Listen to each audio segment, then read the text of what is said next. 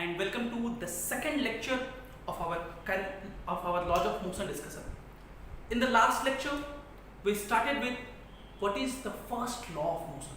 First law of motion के बारे में सारा बात हम लोग डिस्कस कर लिए थे.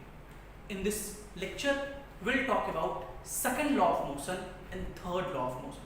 So let's begin our discussion with what is second law of motion. Last class में मैंने आपको मोमेंटम के बारे में बताया था that there are two types of momentum, linear momentum and angular momentum. यहाँ पे हम लोग को linear momentum का यूज पड़ेगा, right? Okay. So let's begin our discussion with second law of motion. Newton का second law of motion कहता है, न्यूटन ने कहा, जो स्टेटमेंट दिया वो मैं लिख रहा हूं, the force on a body is equals to rate of change of linear momentum. Force is equals to rate of change of linear momentum. This was the statement given by Newton. He said that force on a body, किसी body पर जो force होगा वो क्या होगा? Rate of change of linear momentum के बराबर होगा. So you can write F is equals to, force एक वेक्टर क्वांटिटी है, क्या लिखेंगे? Rate of change of linear momentum dp by dt. इस बात को समझने का कोशिश करते हैं कि ये मैंने कैसे लिखा, और ये बात आपको बहुत बार यूज पड़ेगा, इसलिए इस बात को बहुत अच्छे से समझिए. जब भी किसी क्वेश्चन में रेट लिखा है, इसका मतलब टाइम से डिवीजन, ठीक है? और अगर वो इक्वेशन के फॉर्म में हो, मतलब डिफरेंशिएशन. रेट का मतलब डिफरेंशिएशन, देखिए, और टाइम के रिस्पेक्ट में. अगर कुछ नहीं कहे तब तो टाइम के रिस्पेक्ट में, कह दे किसी के रिस्पेक्ट में तब उसके रिस्पेक्ट में. मतलब कह दे rate of change of linear momentum with respect to x, तब यहाँ x के रिस्पेक्ट में डिफरेंशिएट करेंगे. या कह दे विद रिस्पेक्ट टू टाइम, तब टाइम के रिस्पेक्ट में. कुछ नहीं कहे तो टाइम के रिस्पेक्ट में. सो रेट का मतलब d by dt, rate of change का मतलब d by dt of linear momentum, मतलब फिर से मैं कह रहा हूं, रेट ऑफ चेंज मतलब d by dt किसका? लीनियर मोमेंटम का. स्थिति, ये फोर्स का फॉर्मूला इस लॉ से आया. अब अगर हम लोग इसको थोड़ा सा सॉल्व करें, उसको ऐसा लिख सकते हैं, F is equals to d by dt of p. ये जो लीनियर मोमेंटम है p, इसको लिखेंगे mass into velocity. Mass into velocity. अब अगर आपने डिफरेंशिएशन का प्रोडक्ट रूल सीखा होगा, ये दोनों प्रोडक्ट में है. डिफरेंशिएशन में प्रोडक्ट रूल कैसे लगाते हैं? एक को एसिड रखिए तो मास को एसिड रखिए dv by dt plus v को एसिड रखिए dm by dt. ये फार्मूला होता है फोर्स का. ये फार्मूला किसका होता है? फोर्स का. आप कहेंगे सर हम तो आज तक ये फार्मूला देखे ही नहीं है, हमें तो पता था force equals to dp by dt या मास इनटू एक्सेलरेशन होता है. तो आप कहेंगे कि सर मास तो कांस्टेंट है ना, तो मास का डिफरेंशिएशन मतलब dm by dt क्या होना चाहिए? 0 होना चाहिए. तो आप यहां क्यों लिखे इसका डिफरेंशिएशन? इसके दो कारण हैं. पहला वजह है कि आगे चल के हम लोग को कई बार ऐसा सिस्टम मिलेगा जिसमें मास कांस्टेंट नहीं होगा, वेरिएबल मास सिस्टम होगा, मास वेरी करेगा. आप पूछ सकते हैं कि सर क्या मास वेरी कर सकता है? मैं कहूंगा बिल्कुल कर सकता है.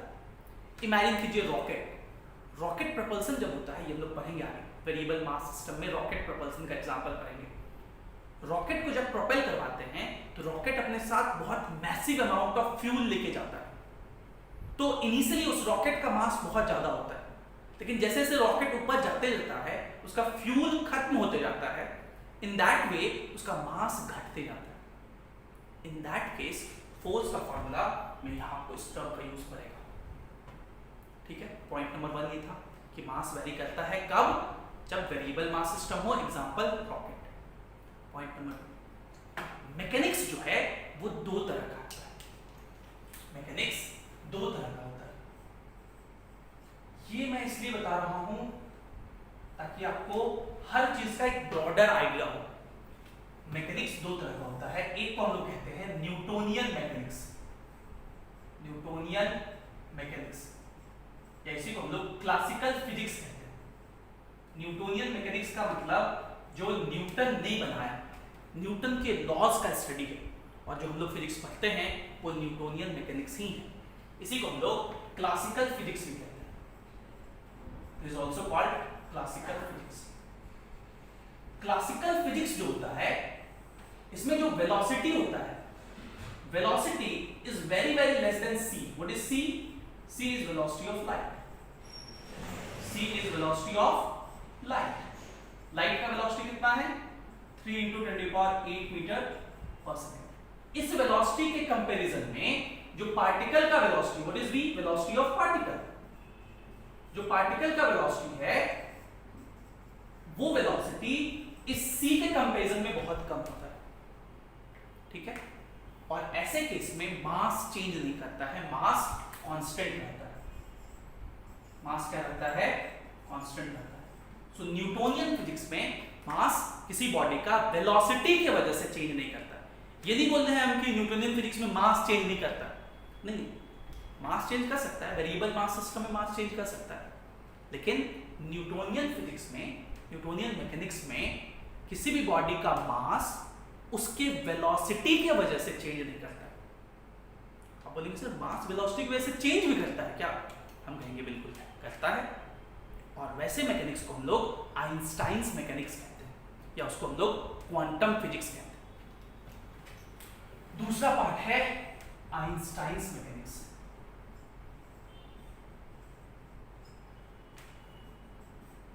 इसको हम लोग क्वांटम फिजिक्स भी कहते हैं। इसको हम लोग क्वांटम फिजिक्स कहते हैं। ये आप लोग अपने ग्रेजुएशन के दिनों में जब इंजीनियरिंग कॉलेज में जाएंगे, मेडिकल कॉलेज में जाएंगे, मेडिकल कॉलेज में जनरल फिजिक्स बहुत कम ही पढ़ना होता है, रेयर ऑफ रेयर, बहुत कम। जब किसी इंस्ट्रूमेंट के बारे में जानना होता है तब। इंजीनियरिंग कॉलेज में तो एकदम बहुत ज़्यादा पढ़ना होगा, तो वहाँ पे आपको आइंस्टाइन मैकेनिक्स पहला ही लेक्चर में पढ़ाया जाएगा फिजिक्स में। And there you will know theory of relativity, जिसको आइंस्टाइन ने दिया था। देयर यू विल नो कि किसी भी बॉडी का मास जो होता है वो उसके वेलोसिटी के वजह से चेंज करता है, लेकिन वो तभी चेंज करता है जब वो वेलोसिटी बहुत कम नहीं, लाइट के वेलोसिटी के कंपेरेबल। लाइट के वेलोसिटी से ज्यादा किसी का वेलोसिटी नहीं हो सकता, ये आइंस्टाइन ने कहा था। इसको आइंस्टाइन्स थ्योरी ऑफ रिलेटिविटी कहते हैं। इसका प्रूफ भी आप पढ़ेंगे आगे, मतलब ग्रेजुएशन में, यहां नहीं पढ़ना आपको, अभी बस याद रखना है और यूज भी नहीं पड़ेगा। किसी भी पार्टिकल का वेलोसिटी लाइट से ज्यादा नहीं होता है, और अगर किसी बॉडी का वेलोसिटी लाइट के वेलोसिटी के कंपेरेबल हो तो हम लोग उस पर से लिखते हैं v कंपेरेबल टू c। इसको क्या कहते हैं? Comparable to. कंपेरेबल मतलब इसके आसपास। तो जैसे लाइट का वेलोसिटी 3 × 10⁸ है तो उस पार्टिकल का वेलोसिटी 2 × 10⁸ हो सकता है। ऐसे केसेस में मास जो होता है वो वेरिएबल होता है। मास क्या होता है? वेरिएबल। और इस मास का फॉर्मूला होता है m0 upon √1 - v²/c²। What is m0? m0 is called rest mass. Rest mass का मतलब जब बॉडी रुका हुआ है तब उसका कितना मास है। फॉर एग्जांपल ये एक मार्कर है, ये बॉडी अभी रुका हुआ है, तो उसका मास है मान लीजिए 5 किलो। 5 किलो नहीं होगा लेकिन मान लीजिए 5 किलो, उसको रेस्ट मास कहेंगे। लेकिन जब ये बॉडी लाइट के स्पीड के कंपेरेबल से चलेगा तो उसका मास 5 किलो नहीं होगा, इसका मास कुछ और होगा। उसका मास कुछ और होगा 5/√1 जो भी इसका वेलोसिटी वो लिख दीजिए, उसका स्क्वायर डिवाइडेड बाय लाइट का वेलोसिटी का स्क्वायर। ठीक है। अब आप पूछेंगे कि सर जब ये सब चीज हम लोग को पढ़ना ही नहीं है तो आप बता क्यों रहे हैं? इसलिए मैं बता रहा हूं कि कई बार एनसीईआरटी में, ये लाइन एनसीईआरटी में है, कौन से चैप्टर में है? यूनिट एंड डायमेंशन में। क्वेश्चन कुछ ऐसे था, मैंने करवाया अभी क्लास में, m = m0/√1 और यहाँ पे कुछ मिसिंग कर दिया था और पूछा था कि यहाँ पे क्या टर्म होगा, ठीक है, उससे रिलेट करके दिया था। बाकी ये सब का डिस्कशन नहीं था, लेकिन ये बात मैंने आपको बता दिया ताकि क्रिस्टल क्लियर रहे दिमाग में कि सिचुएशन क्या है। तो मास न्यूटोनियन फिजिक्स में कांस्टेंट रहता है, हम लोग के लिए कांस्टेंट रहेगा। इस मार्कर का मास 5 किलो है तो हमेशा 5 किलो रहेगा। लेकिन आइंस्टाइन्स मैकेनिक्स में ऐसा नहीं होता है। लाइट के वेलोसिटी के साथ अगर कंपेरेबल वेलोसिटी से चले तो मास चेंज होता है और इस फॉर्मूले से चेंज होता है। और आप ये पूछ सकते हैं कि ठीक है सर, ये मान लिया आपका कि मास कांस्टेंट नहीं रहता है, वेरिएबल होता है इस हाइट इस वेलोसिटी पे, तो ये बता दीजिए इस पे कांस्टेंट क्यों रहता है ना? इस पे वेरिएबल है मान लीजिए, इस पे कांस्टेंट क्यों है? उसका रीजन भी यहीं से मिलेगा। इस पे कांस्टेंट इसलिए है क्योंकि यहां पर जो वेलोसिटी हम लोग डिस्कस करते हैं वो लाइट के वेलोसिटी से बहुत कम है। लाइट का वेलोसिटी कितना? 3 × 10⁸ मीटर पर सेकंड।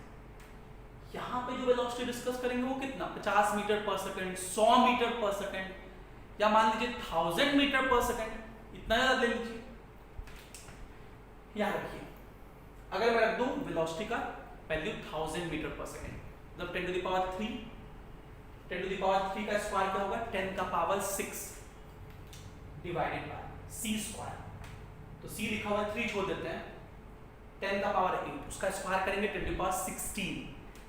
तो ऊपर मेरे पास था 10⁻6, नीचे में था 10⁻16, डिवाइड करेंगे तो 1/10⁸, मतलब 0.90 फिर 1, तो 1 माइनस उतना करेंगे तो 1 ही होगा, वो तो नेग्लिजिबल था। 1 का रूट 1 ही होगा तो m का वैल्यू m0 हो जाएगा, है ना? इसलिए मास कांस्टेंट आता है। I hope this is clear. So this is the actual formula for force. लेकिन अब मैं लिखूंगा कि for न्यूटोनियन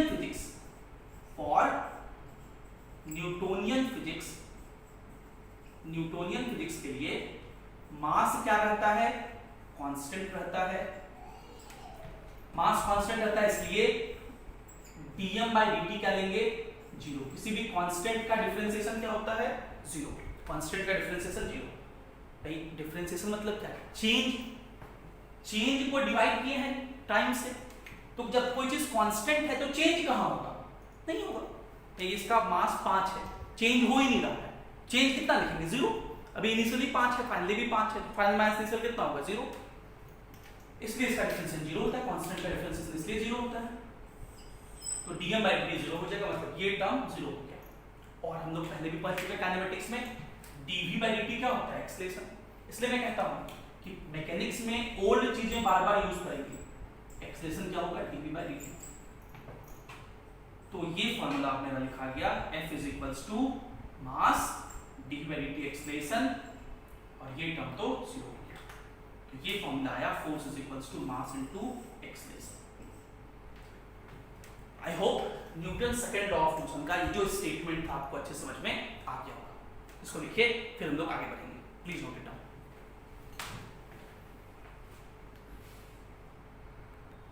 चलिए आगे हम लोग कुछ और बात और चर्चा करते हैं, ठीक है? हम लोगों ने ये पढ़ लिया Newton second law of motion में कि फोर्स = क्या होता है? मास × एक्सेलरेशन, ठीक है? अब हम लोग जरा फोर्स का एसआई यूनिट के बारे में चर्चा कर लेते हैं। ये जो फोर्स है इसका एसआई यूनिट क्या होगा? भाई मास का एसआई यूनिट हो गया केजी, और एक्सेलरेशन का मीटर पर सेकंड स्क्वायर, केजी मीटर पर सेकंड स्क्वायर। ये फोर्स का एसआई यूनिट होता है और इसी को हम लोग न्यूटन कहते हैं। शॉर्ट में हम लोग एन से लिखेंगे। अगर हम पूछे फोर्स का डायमेंशन क्या होगा, तो डायमेंशन लिखने को आपको सिखाया गया है। केजी का हो गया m, मीटर का l, सेकंड का पावर 2, तो t का पावर -2, ये इसका डायमेंशन हो गया, ठीक है? तो ये फोर्स का एसआई यूनिट और डायमेंशन हो गया।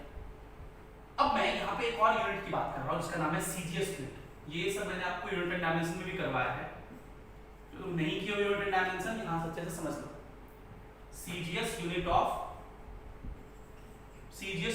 फोर्स वो होता है डाइन। वो क्या होता है? डाइन। डाइन किसको बोलते हैं?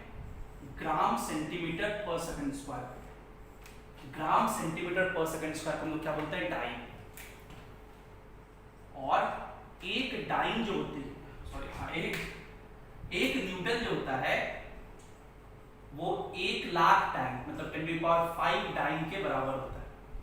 ये सब याद रखना है डेटा। एक न्यूटन जो है वो 10⁵ डाइन के बराबर है। आप सोच लीजिए एक डाई कितना खतरनाक होती है, तो एक न्यूटन कितना खतरनाक आदमी होगा, 1,00,000 डाई के बराबर। एक और यूनिट होता है, उसको बोलते हैं gravitational unit. Gravitational unit of force, इसको समझिएगा क्योंकि ये हमारे लिए बहुत इंपॉर्टेंट है, बार बार इसका यूज पड़ेगा। कभी कभी कहेगा ना force of 5 kg, force of 5 kg, या कभी कभी कहेगा 5 kg फोर्स, या कभी कभी कहेगा 5 kg वेट। ये तीनों चीज एक ही है। 5 kg फोर्स कहे तो मैं ऐसे लिखूंगा, kgf का मतलब kg फोर्स, वो F किसके लिए है, फोर्स के लिए, जो F है किसके लिए है, फोर्स के लिए। क्या कहेगा 5 kg वेट, ये तो एक ही चीज है, WT लिखेगा। ये इसी कहेगा फोर्स ऑफ 5 kg, तो फोर्स ऑफ 5 kg का मतलब वो 5 kg मास नहीं है, वो फोर्स कितना है 5 kg F, और 1 kg F का मतलब होता है कि अगर 1 kg का कोई ऑब्जेक्ट ले, 1 kg का कोई मास ले, तो उसको अर्थ अपनी तरफ खींचेगा, कितने फोर्स से, तो अर्थ जिस फोर्स से खींचता है उसको ग्रेविटेशनल फोर्स कहते हैं, उसी को वेट भी कहते हैं, और वो होता है mg, m into g। तो m कितना है 1, g का वैल्यू 9.8, तो ये हो जाएगा 9.8 न्यूटन, मतलब 1 kg F जो है वो 9.8 न्यूटन के बराबर होता है। तो 5 kg F का मतलब कितना न्यूटन हुआ, तो 9.8 मल्टीप्लाई कर देंगे, तो 5 kg F का मतलब 49 न्यूटन, 9.8 मल्टीप्लाई कर दीजिए। जब भी 5 kg का फोर्स करेगा उसमें 9.8 मल्टीप्लाई करके आप न्यूटन में लिख लेंगे पहले, ठीक है। ये कन्वर्जन आपको याद रखना है। कभी कभी हम लोग g का वैल्यू 9.8 लेंगे तो 9.8 आएगा, g का वैल्यू 10 ले लेंगे तो ये 10 न्यूटन हो जाएगा, तब 5 kg F का वैल्यल 50 न्यूटन लिखेंगे। तो देख लीजिएगा g का वैल्यू किस हिसाब से दिया हुआ है वही लिखना है। सिमिलरली कभी कभी कहेगा आपसे 1 GF, 1 ग्राम फोर्स है ना, तो 1 GF जो होगा इसका मतलब होगा कि अगर 1 ग्राम का कोई ऑब्जेक्ट है तो इसको अर्थ कितने से खींच रहा है, इसका वेट क्या है, ठीक है। तो 1 GF का जो वैल्यू होता है वो 980 डाइन के बराबर होता है, ठीक है। 1 GF is equals to 980 dyne, ये बात भी आपको याद रखना है, ठीक। तो ये 1 kgf हो गया, ये 1 GF हो गया। तो ये कुछ यूनिट है जो आपको याद रखना है, SI यूनिट, CGS यूनिट और ग्रेविटेशनल यूनिट, ठीक है। ग्रेविटेशनल यूनिट में कैसे रहेगा 5 kgf या 5 kg वेट या 5 kg का फोर्स, तो उसको इस तरह से हम लोग न्यूटन में कन्वर्ट करेंगे, और GF रहेगा तो इस तरह से डाइन में कन्वर्ट कर लेंगे, है ना। अब इसमें इस फॉर्मूले पे 2 ग्राफ है, ग्राफ को समझिए और सिचुएशन समझिए। पहला केस में हम ग्राफ बनाने जा रहे हैं एक्सेलरेशन वर्सेस फोर्स ग्राफ, और इस केस में मास कांस्टेंट है।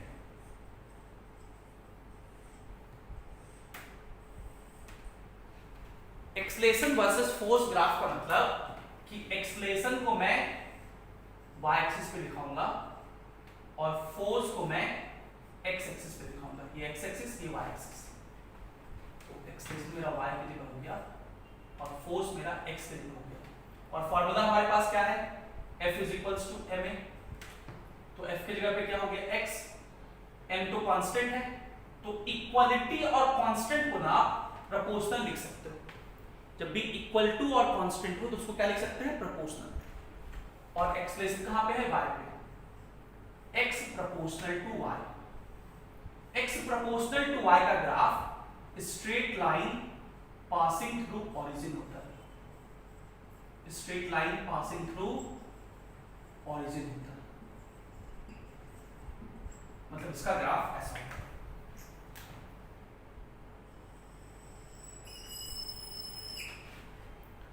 ये इतना नहीं भी पता हो, हालांकि पता रहना चाहिए, नहीं पता है तो भी आप ऐसे समझ सकते हैं कि अगर मास कांस्टेंट ले लें, लेट्स सपोज ये मार्कर है, इसका मास 5 kg, तो फोर्स जैसे जैसे बढ़ेगा इसका एक्सेलरेशन भी बढ़ेगा और इक्वल प्रोपोर्शन में ही बढ़ेगा, इसलिए ग्राफ स्ट्रेट लाइन ही होगा। कैसे? मान लीजिए इसका मास 5 kg है, इस पर फोर्स मैंने लगाया 5 न्यूटन का, तो एक्सेलरेशन कितना होगा? एक्सेलरेशन होता है फोर्स बाय मास। फोर्स है 5 kg, सॉरी फोर्स है 5 न्यूटन और मास भी है 5 kg, तो एक्सेलरेशन होगा 1। अब फोर्स को डबल कर दीजिए, 10 कर दीजिए।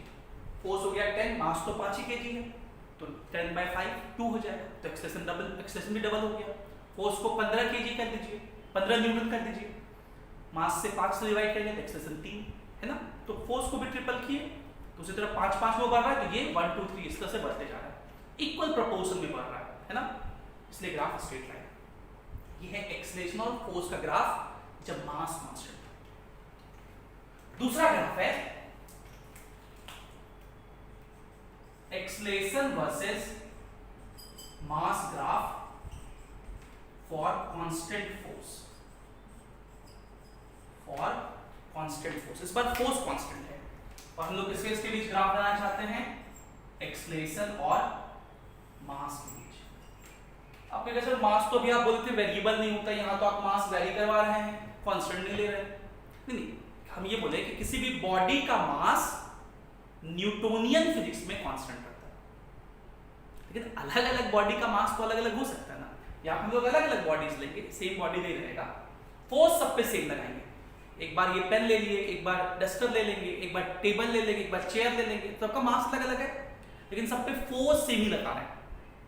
तो ऑब्वियस बात है, इस पे फोर्स तो सेम ही लगा रहे हैं, जिसका मास ज्यादा होगा उसका एक्सेलरेशन उतना कम होगा। ऐसे सोचिए, फोर्स मान लीजिए हम लोग 100 न्यूटन लगा रहे हैं, 100 न्यूटन, मार्कर का मास 5 kg था, तो 5 से डिवाइड कर दिए, एक्सेलरेशन हो गया 20 मीटर पर सेकंड स्क्वायर, क्योंकि मार्कर का मास 5 kg था, 6 है 50 किलो का।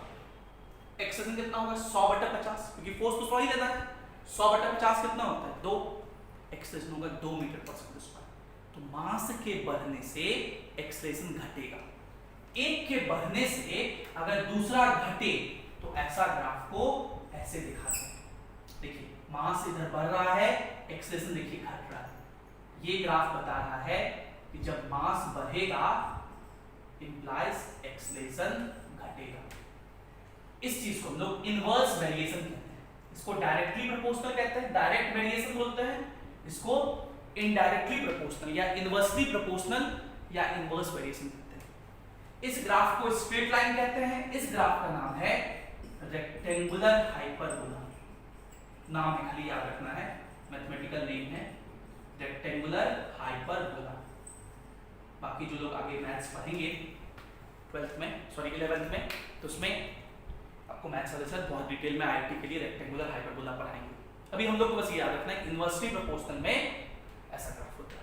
फिजिक्स में 2 ही लाइन होता है, सीधा लाइन और टेढ़ा लाइन।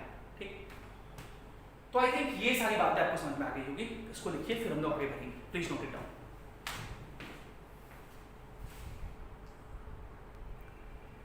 तो आज हम लोग सेकंड लॉ पे कुछ सवाल कर लेते हैं। तो पहला आसान सा सवाल करवा रहे हैं, अब मैं स्टेटमेंट लिख दे रहा हूं। क्वेश्चन ये है कि एक बॉलर है और इस बॉलर ने एक बॉल फेंका, मान लीजिए ये बुमराह है, और बुमराह ने एक बॉल सीधा सीधा फेंका, इसको एक बैट्समैन ने हिट किया। ये एक बैट है, ठीक है, मेरा डायग्राम बहुत खराब है, ये एक बैट है। तो ये जब बॉल आ रहा था, इसका स्पीड, इस बॉल का स्पीड 100 मीटर पर सेकंड था। इस बॉल का मास 0.5 kg है। बैट्समैन ने इसको हिट किया और हिट करके इसका वेलोसिटी हो गया इधर की तरफ 200 मीटर पर सेकंड। ये जो बॉल था इस बैट के कांटेक्ट में कुछ सेकंड के लिए रहा, तो कांटेक्ट टाइम दिया हुआ है 0.01 सेकंड। इतने टाइम के लिए वो कांटेक्ट में रहा।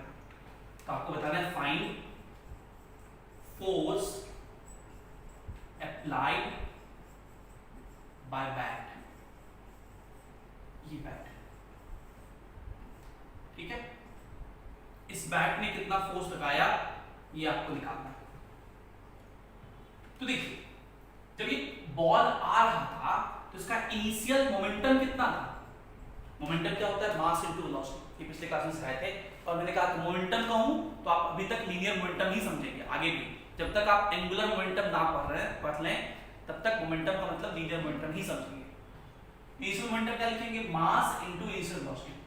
तो 0.5 इनटू 100 हो गया 50। इधर की तरफ तो उसको 50 आई कैप कहेंगे। Final momentum mass into velocity 0.5 into 200 तो 100 और इधर की तरफ है ना माइनस आई कैप।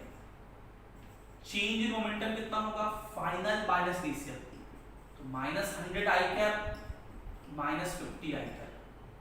तो चेंज इन मोमेंटम का मैग्नीट्यूड कहेंगे तो ये माइनस 150 हो जाएगा, उसका मैग्नीट्यूड हो गया 150 kg मीटर पर सेकंड। और ये जो मोमेंटम चेंज हुआ ये क्यों चेंज हुआ? क्योंकि बैट के कांटेक्ट में वो बॉल रहा, बैट हिट किया। कितने टाइम में इतना मोमेंटम चेंज हुआ? इसको हम लोग टाइम कहेंगे। डेल्टा टी भी कह सकते हैं कि उतना देर में चेंज हुआ, या सिर्फ टी भी कह सकते हैं। और फोर्स क्या होता है?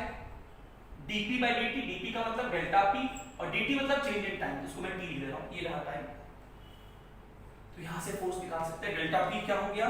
150 बाय t कितना हो गया? 0.01। पॉइंट वगैरह ऊपर भेज दीजिए। f इज इक्वल्स टू 150 और 2 0 3 0 इतना न्यूटन। ठीक है, इस तरह से हम लोग फोर्स निकालेंगे। अच्छा, पिछले क्लास में मैंने आपको इंपल्स भी सिखाया था। अगर आपसे इंपल्स पूछ ले तो चेंज इन मोमेंटम को इंपल्स कहते हैं। मुझे बताइए कितना इंपल्स हुआ तो चेंज मोमेंटम निकाल देंगे। पिछले क्लास में मैंने आपको एक सवाल भी कराया था कि टावर है, उससे एक पार्टिकल गिर रहा है, जमीन को हिट किया, फिर रिबाउंस हो गया। तो वहां भी मैं दे सकता हूं कि जमीन में कांटेक्ट टाइम 0 पॉइंट या कुछ भी दे दें, तो बताइए कितना फोर्स लगा। तो चेंज मोमेंटम पता था, उसमें टाइम से डिवाइड कर देते, फोर्स आ जाता। क्लियर? ये एक आसान सवाल था। एक और आसान सवाल कर लेते हैं हम लोग। ये क्वेश्चन है कि ये एक रोड है और इस रोड पर ये एक ब्लॉक है। इस ब्लॉक का मास है 2 kg। इस ब्लॉक का मास कितना है? 2 kg। इस ब्लॉक पर जो 2 kg मास का ब्लॉक है, इस ब्लॉक पर मैंने फोर्स लगाया है 10 न्यूटन का, 10 न्यूटन का मैंने इस पर फोर्स लगाया है। ये ब्लॉक इनिशियली रुका हुआ था, इसका इनिशियल वेलोसिटी क्या था? 0। फोर्स लगाएंगे तो इसका वेलोसिटी बढ़ेगा, फोर्स लगाएंगे तो इसका वेलोसिटी बढ़ेगा। तो आपको बताना है t इज 2 सेकंड के बाद इसका वेलोसिटी कितना हो जाएगा और ये कितना डिस्टेंस कवर कर लेगा। ठीक है, ये क्वेश्चन बहुत सिंपल सा है। ये ब्लॉक है, इस पर 10 न्यूटन का फोर्स लगाए हैं, इसका एक्सेलरेशन कितना होगा पहले वो निकाल लेते हैं। एक्सेलरेशन होता है फोर्स बाय मास 10/2 5 मीटर पर सेकंड स्क्वायर। अब ये क्वेश्चन तो काइनेमेटिक्स का हो गया। इसका इनिशियल वेलोसिटी 0 है, फाइनल वेलोसिटी आपसे पूछा है, टाइम दिया हुआ है। तो v = क्या होता है? u + at। u कितना है? 0, a कितना है? 5, t कितना है? 2। वेलोसिटी हो गया 10 मीटर पर सेकंड। बेसिक सवाल। s = क्या होता है? ut + ½ at²। ut क्या है? 0, तो हाफ एक्सेलरेशन कितना है? 5t², 2 का स्क्वायर 4। तो s कितना हो गया? 10 मीटर। आसान सा सवाल है। इसी में उल्टा पुल्टा भी पूछ सकते हैं कि फोर्स लगाए, फोर्स ना दे आपसे, इनिशियल वेलोसिटी दे दे, फाइनल वेलोसिटी दे दे, टाइम दे दे, फोर्स पूछ ले, तो आप एक्सेलरेशन पहले निकालोगे फिर फोर्स कर दोगे। ये आपके पहले सीपीपी पे है, क्लासरूम प्रैक्टिस पेपर पे है, उसको आपको आज के लेक्चर के बाद बना लेना है, पहला सीपीपी। एक क्वेश्चन में और पढ़ाऊं, इसमें थोड़ा सा कंफ्यूजन होता है, उस क्वेश्चन को समझिए। ये क्वेश्चन ना क्लास 9th के आईसीएससी बोर्ड का है।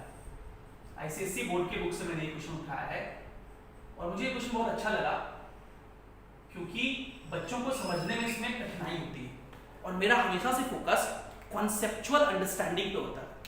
कॉन्सेप्चुअली चीजों को समझना बहुत इंपॉर्टेंट है। इस क्वेश्चन से मैं वही समझाऊंगा और अगले क्लास में भी, आने वाले क्लासेस में मैं कुछ एक ऐसा सवाल कराऊंगा जिसमें आपको कॉन्सेप्चुअली बहुत अच्छे से समझना है। तो ये एक ब्लॉक है और इस ब्लॉक का मास दिया हुआ था 5 kg। इस ब्लॉक पर फोर्स लगाए, इनिशियल वेलोसिटी इसका 0 था, इस ब्लॉक पर फोर्स लगाए, ठीक है, कितना फोर्स लगाए, कुछ देर बाद इस पर फोर्स लगाना बंद कर दिए, कुछ देर बाद इस पर फोर्स लगाना बंद कर दिए, कितना देर बाद, t = 3 सेकंड के बाद इस पर फोर्स लगाना बंद कर दिया, यहां पर फोर्स क्या हो गया, 0, ठीक है। अब कह रहा है कि जब फोर्स लगाना बंद कर दिए तब क्या ये बॉडी रुक जाएगा, कहेंगे नहीं, फोर्स 0 है, इसका मतलब एक्सेलरेशन 0 होगा। हम लोग क्या पढ़ रहे हैं, Newton second law of motion, force = क्या होता है, मास इनटू एक्सेलरेशन, है ना। अगर फोर्स 0 है तो एक्सेलरेशन 0 होगा, a 0 होगा, एक्सेलरेशन 0 है, इसका क्या मतलब, यूनिफॉर्म मोशन, फोर्स 0 है मतलब एक्सेलरेशन 0 होगा, एक्सेलरेशन 0 का मतलब uniform motion, and uniform motion का मतलब वेलोसिटी कांस्टेंट, मतलब इस बॉडी का वेलोसिटी कांस्टेंट रहेगा, जितना फोर्स खत्म होने के जस्ट पहले था उतना ही रह जाएगा। तो भाई इस इंस्टेंट के जस्ट पहले इसका वेलोसिटी जो था, यहां से यहां तक फोर्स लगाते हुए लाया ना, उसके पास वेलोसिटी है, ये इसी वेलोसिटी से आगे मूव करेगा। क्वेश्चन कह रहा है कि नेक्स्ट 3 सेकंड में ये 6 मीटर चलता है, नेक्स्ट 3 सेकंड में कितना चलता है, 6 मीटर। यहां पे भी इसका वेलोसिटी उतना ही रहेगा, फिर वेलोसिटी कांस्टेंट ही रहेगा, सेम रहेगा, चलते रहेगा ये। अगर ये सरफेस स्मूथ रहा तो ये इसी वेलोसिटी से चलते रहेगा, कभी नहीं रुकेगा। यही तो न्यूटन का फर्स्ट लॉ है, a body at rest will remain at rest, a body in uniform motion will remain in uniform motion until and unless an unbalanced external force acts on it। ये body uniform motion में है, force नहीं लग रहा तो uniform motion में चलते रहेगा, रुक क्यों जाएगा। यहां सबसे बड़ा कंफ्यूजन होता है, और इस कंफ्यूजन को आपको अच्छे से याद रखना है। क्या फोर्स 0 का मतलब बॉडी रुका रहेगा, कहेंगे नहीं, फोर्स अगर 0 है मतलब एक्सेलरेशन 0 होगा, मतलब बॉडी का वेलोसिटी कांस्टेंट होगा, 0 नहीं, कांस्टेंट होगा, मतलब उसका वेलोसिटी जो पहले था फोर्स के लगने से जस्ट पहले, वही बाद में होगा। अगर वो बॉडी रुका हुआ था तो इनिशियल वेलोसिटी 0 तो फाइनल वेलोसिटी भी 0। लेकिन अगर वो बॉडी चल रहा था और जब फोर्स लगाना बंद किया उसके जस्ट पहले उसका वेलोसिटी 5 मीटर पर सेकंड था, तो वो 5 ही मीटर पर सेकंड चलते रहेगा। 10 मीटर पर सेकंड था तो वो 10 ही चलते रहेगा। 50 मीटर पर सेकंड था वो 50 ही चलते रहेगा। सो फोर्स 0 का मतलब ये नहीं होता है कि बॉडी रुक जाएगा। And trust me, out of 100 students 99 does this mistake. मैं नहीं चाहता हूं कि ये मिस्टेक आप रिपीट करें, और ये रिपीट होता है, अच्छे अच्छे बच्चों से होता है। फोर्स 0 है सर तो पार्टिकल रुक जाएगा, और ये बात बहुत बार मिलेगा, बहुत बार मिलेगा मैकेनिक्स में, और सब जगह ये गलती कर देते हैं। इस बात को आज गांठ बांध लीजिए, मैकेनिक्स में ये गलती नहीं करना है, कुछ दिन बाद भूल जाइएगा, ये नहीं होना चाहिए। फोर्स 0 का मतलब कॉन्सेप्चुअली समझना है। कॉन्सेप्चुअली अगर आप समझेंगे कि फोर्स 0 का मतलब क्या, 0 एक्सेलरेशन है ना, एक्सेलरेशन 0 का मतलब वेलोसिटी कांस्टेंट, तो जिस वेलोसिटी से चल रहा है उसी वेलोसिटी से चलते रहेगा, ठीक है। तो आपसे पूछा गया कि ये फोर्स कितना, ये बताना है, तो ये तो हम लोग अब निकाल सकते हैं, क्योंकि अब तो मैंने पूरा सवाल ही समझा के बताया। लेकिन ये सवाल जब लैंग्वेज में रहता है तब थोड़ा दिक्कत होता है, इसलिए मैं क्वेश्चन का लैंग्वेज लिखता हूँ। मैंने यहाँ नहीं लिखा, मैं डिक्टेट कर दे रहा हूँ। क्वेश्चन का लैंग्वेज ये था कि a body of mass 5 kg, आप चाहो तो मेरे साथ लिख सकते हो, a body of mass 5 kg is at rest and force is applied on the body for 3 seconds, for 3 seconds, full stop. After 3 seconds the body moves 6 meter in next 3 seconds, full stop. Find force applied on the body. तो हम लोग क्या करेंगे, कहेंगे कि भाई इस reason में तो वेलोसिटी कांस्टेंट है, मतलब कैसा मोशन है, यूनिफॉर्म मोशन। यूनिफॉर्म मोशन में वेलोसिटी कांस्टेंट होता है, तो डिस्टेंस इज इक्वल्स टू होता है स्पीड इनटू टाइम। कितना डिस्टेंस चला 6 मीटर, स्पीड नहीं पता, टाइम कितना है 3, तो v कितना हो जाएगा 2 मीटर पर सेकंड। मतलब इस दौरान इसका वेलोसिटी 2 है। अब देखिए इस दौरान इसके पास एक्सेलरेशन है क्योंकि फोर्स लग रहा है तो इस दौरान एक्सेलरेशन है। सो इस दौरान मतलब इस 3 सेकंड में, शुरू वाले 3 सेकंड में इसका मोशन कैसा होगा? Uniformly accelerated motion, uniformly accelerated motion. तो ये कांस्टेंट फोर्स है, फोर्स नहीं दे कुछ तो कांस्टेंट समझना है।